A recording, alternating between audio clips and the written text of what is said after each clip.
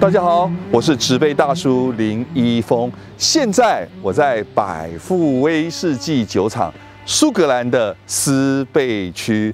哎呀，很开心能够来到这个酒厂啊！我这次来除了拜访百富酒厂之外呢，其实很重要的一点就是百富的首席调酒师 Malt Master David Stewart 先生，他的从业60周年，天哪，在同样一个岗位做了60年。同时啊，我在伦敦的晚宴上也收到一个很大的消息，就是他的徒弟凱尔西麦克切尼正式的接任了百富的首席调酒师。所以未来百富的威士忌可是大美女在帮我们做调配的动作呢。所以我今天呢来到百富酒厂，就要带大家一起来参观百富的制程。为什么百富的威士忌这么的美丽啊？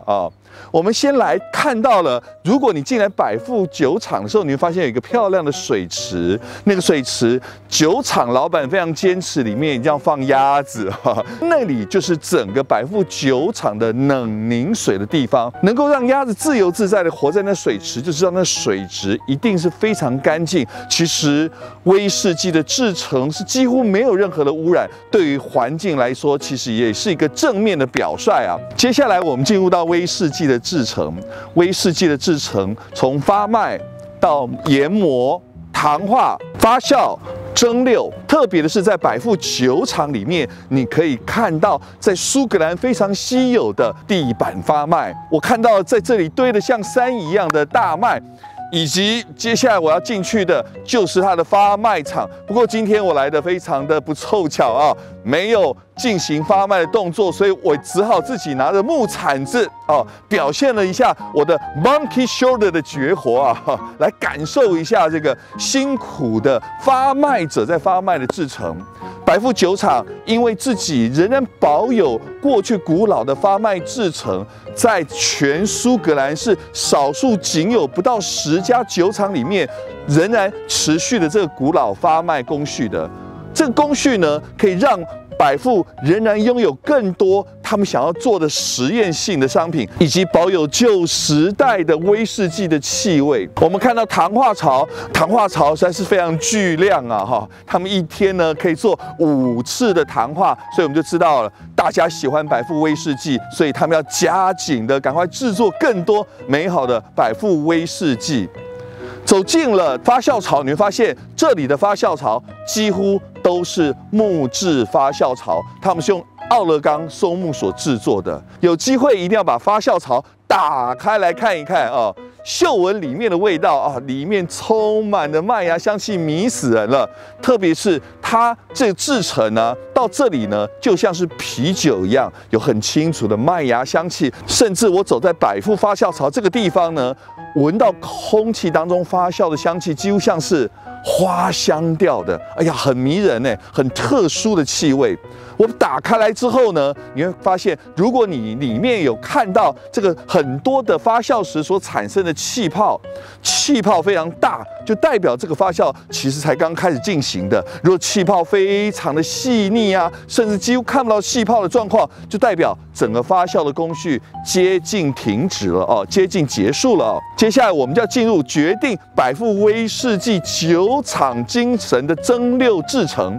蒸馏器的长相非常的重要，百富的蒸馏器不算是大型的，算是中小型的蒸馏器，它还有带着那个沸腾球、高耸的脖子以及些微向下斜的零恩臂，你就知道百富这个蒸馏器呢，能够做出细致的口感。所以我们知道百富的酒厂特色呢有2个最重要风味，一个就是 honey， 就是蜂蜜的味道，另外一个就是 vanilla 啊，就是香草的气味。这2种气味几乎在所有百富的威士忌当中都可以找得到，那就属于百富的酒厂精神。绝大多数都从制成当中出来的，并且蒸馏器的形式决定了它的样貌。接下来我们就要到重中之重，也是我最爱的环节。走，我们到酒窖去，这是酒厂参观的重中之重啊！做桶边试饮，绝对之必要。前天我在晚宴认识了酒窖的大总管 George Patterson， 今天呢我就来酒窖拜访他。经过这桶边试饮，让我非常惊艳。百富未来即将发展的方向，我试到有一桶泥煤味加上雪莉桶那种优雅细致的泥煤炭味，融合了雪莉桶的风味，其实十足的花香调。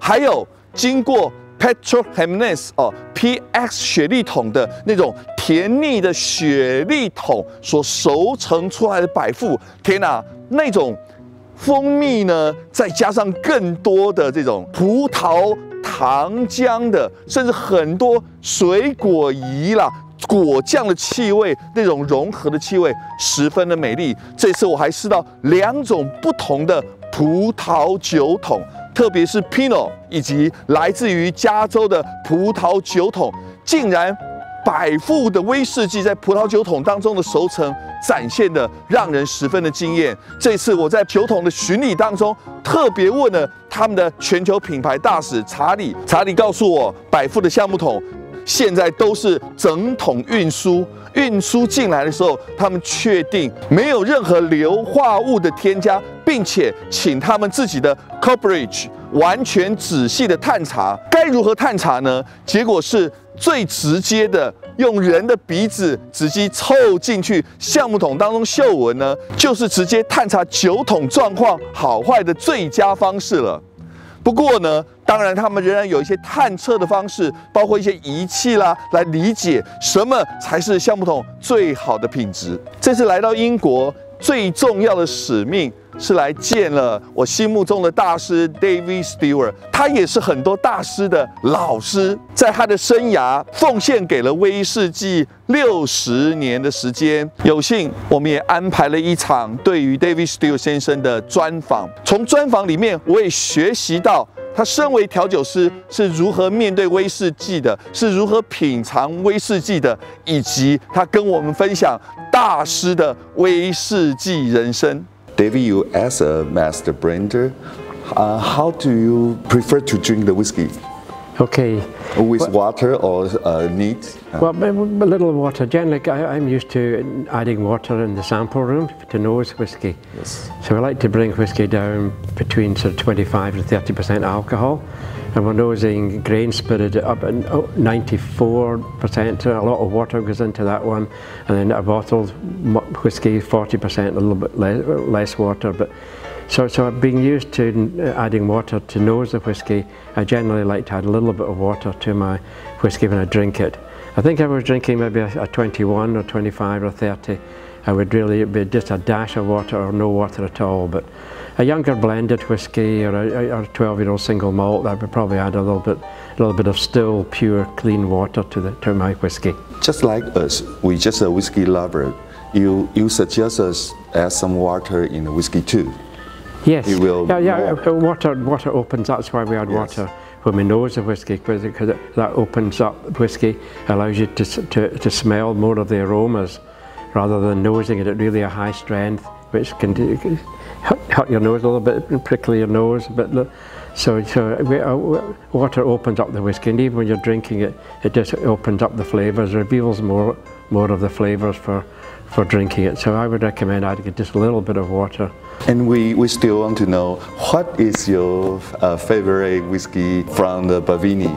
Okay, well, and why? Okay, well, it's always been this certain one, and it's the Balvenie Portwood, 21 years old. 21 years old. 21 years old. We had that last night at the dinner, and it's just that combination of that age of whiskey, 21, being finished in these old tawny port pipes. So we bring these port pipes in from a Portuguese supplier. Comes in through Speyside Cooperage, to be fair, and we go out and check the casks, bring them into our distillery, and then we put Balvenie that's been aged for 21 years in American oak barrels, fill that into these port pipes. They're about 500, 550 litre casks, so they're big casks. So just that combination of port, it's lovely and creamy, you get a lovely winey, raisin sultanas, and just a lovely smooth whiskey. And I always recommend people to maybe drink that whiskey at maybe the end of a dinner, or maybe with a dessert course or a cheese course. It's an ideal pairing. So my favourite is a 21 years old Balvenie Portwood. Not that I'm drinking Balvenie Portwood on a regular basis, it's just very occasionally when a special occasion I really feel it's something a little bit different tonight. I might have pour myself a bit of Balvenie Portwood, but generally I'd be drinking, you know, Balvenie Doublewood or the Caribbean cask, something a bit more affordable, you know. Even the malt masters to buy bottles, I don't get handed bottles left, right and centre. Every time drinking the Balvenie 21, of course have the honey and vanilla, but a lot of black chocolate flavor in there, right? I Is agree. it because of the port pipe? Yeah, it's probably a combination of the port pipes and just the age of the whiskey. You do get that kind of toffee, chocolate, creamy note as well. But and you do get that honey note that's still there that you do get with Balvenie and vanilla, just because it's all American oak barrels for 21 years, and then it's about a 4-month finish in these port pipes. I think a lot of people have a lot of interesting about your typical day as a master blender. Yes, okay. Well, no, I've got a great variety in my job. Maybe in the morning in the sample room nosing whiskey. Generally nosing whiskey just before lunch is a good time to do it, when your senses are meant to be at the keenest. And maybe if there's some still be left, I can do that in the afternoon. I also travel to the distillery on a kind of regular basis. I've done a lot of traveling over my time. I've been very lucky. I've been out in Taiwan probably I've been in Taiwan more often than I've been in any other country in the world, to be fair, over the years, just because it's such an important market for the Balvenie. And I've got a lot of variety in my role, and I've got meetings, and you know, so I'm not just stuck behind a screen all day. I know a friend from Japan. He is a master blender too. He say he wants his job consistent.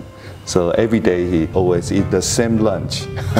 Keep the palate consistent. Consistent. Okay. Well, I can't say I do that, Tricia. I mean, I might not. You would do that, no? No, I probably wouldn't have the same lunch every day. But I mean, I wouldn't take anything really spicy for lunch. And I've never smoked, which helps as well, to keep the sense of smell keen.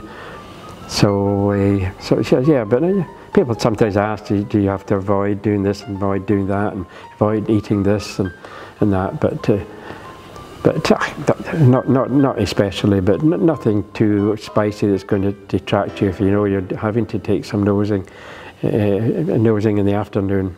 But I say probably just maybe between 11 and 12 in the morning is probably a good time to do the nosing, when your senses are meant to be at the keenest at that time.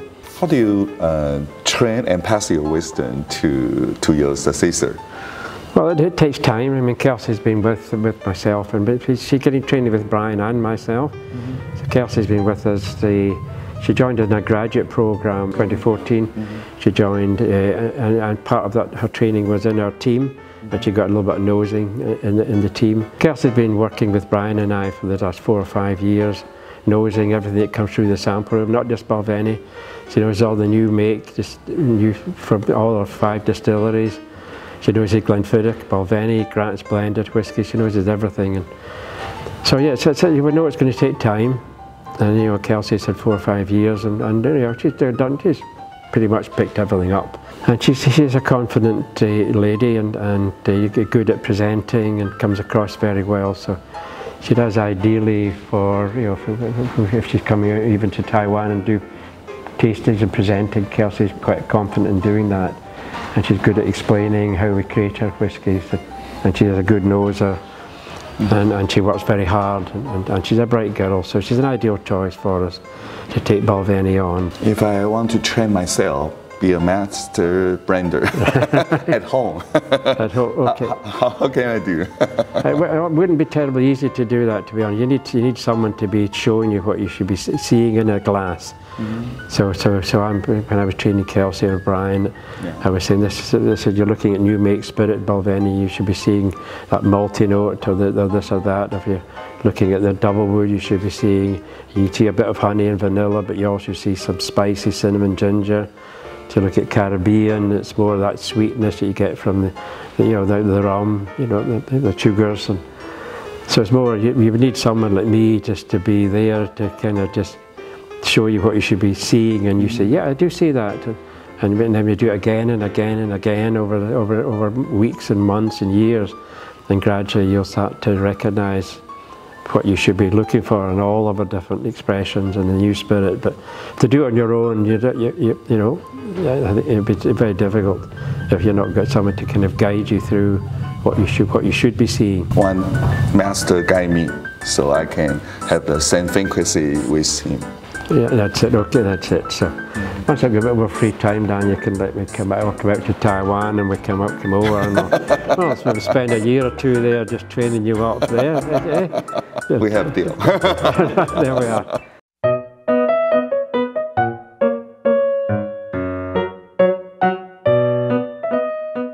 同事开玩笑就问 David Stewart 先生说：“如果你到荒岛，你只能带3样东西呢？你要带什么东西 ？”David Stewart 先生说：“他会带1瓶百富21年跟2个杯子。”为什么2个杯子呢 Yeah, well, yeah, I'm not sure what else I would bring to in a desert island, to be honest. You find a friend on the island to share. Just to share the portwood with, yeah. To share the portwood with, but no.